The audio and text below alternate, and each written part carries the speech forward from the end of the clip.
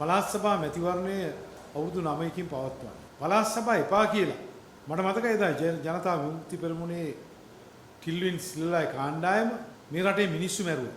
මේ රටේ රාජ්‍ය දේපල ගිනි තිබ්බා. පළාත් සභා මැතිවරණය තියන්න දුන්නේ අපේ පක්ෂ විතරක් 10000කට වැඩිය ජනතාව ඝාතනය කරා එදා ජනතා විමුක්ති පෙරමුණ.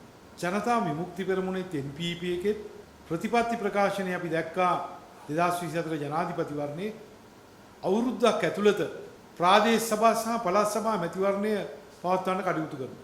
දැන් අවුරුදු දෙකකට කිට්ටුයි. මේගොල්ලෝ පාර්ලිමේන්තු කාරක සභාවක් පත්. විජිත හේරත් විදේශ ඇමතුමාගේ ප්‍රධානත්වයෙන් පළාත් සභා මැතිවරණය කොයි ක්‍රමයකද තියන්නේ කවද්ද තියන්නේ කියලා. ඒක මම හිතන්නේ පාර්ලිමේන්තුව සතු වගකීමක්. නමුත් අද ජනතා විමුක්ති පෙරමුණේ ලේකම් ටිල්වින්ඩි සිල්ලා කියනවා මේ අවුරුද්දේ පළාත් සභා මැතිවරණය නැහැ. මහානවා ටිල්වින්ඩි සිල්වා මැතිතුමාට ලේකම්ට තියෙන අයිතිය මොකක්ද? මේ අයිතිය තියෙන්නේ පාර්ලිමේන්තුවට. අඩුතරමේ ඇමතිවරයා මේ ගැන ප්‍රකාශ කරා නම් ඒක වෙනින්ම කාරණයක්. රජයේ ප්‍රධානියෙක් මේක ප්‍රකාශ කරා නම් වෙනින්ම කාරණයක්. ටිල්වින්ඩි සිල්වා JVP එකේ ලේකම්වරයා කියනවා එදා පළාත් සභා තියන්න එපා කියලා මිනි මරපු කාණ්ඩායමේ ලේකම්වරයා කියනවා පළාත් සභා මැතිවරණේ මේ අවුරුද්දේ නැහැ. මොකද්ද යාර නීත්‍යානුකූල අයිතිය?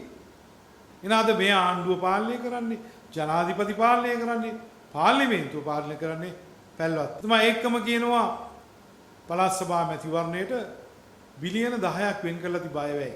දිත්වා සුලිකුණාටුව නිසා ඒ මුදල් ඒකට ගත්තා කියලා. මම අහන්නේ පාර්ලිමේන්තුවේ මුදල් එහා මෙහා කිරීමේ අනුමත කිරීමේ තවත් දෙයකට වෙනස් කිරීමේ අයිතිය තියෙන පාර්ලිමේන්තුව. අපේ ආණ්ඩු ක්‍රම ව්‍යවස්ථාව අනුව මූල්‍ය බලය තියෙන පාර්ලිමේන්තුවට. අපි යන පැල්වත් ඉන්න ටිල්වින් සිල්ලා කොහොමද මේ මුදල් මේකට ගත්තා කියන්නේ? යාර තීරණය කරන්න පුළුවන්ද?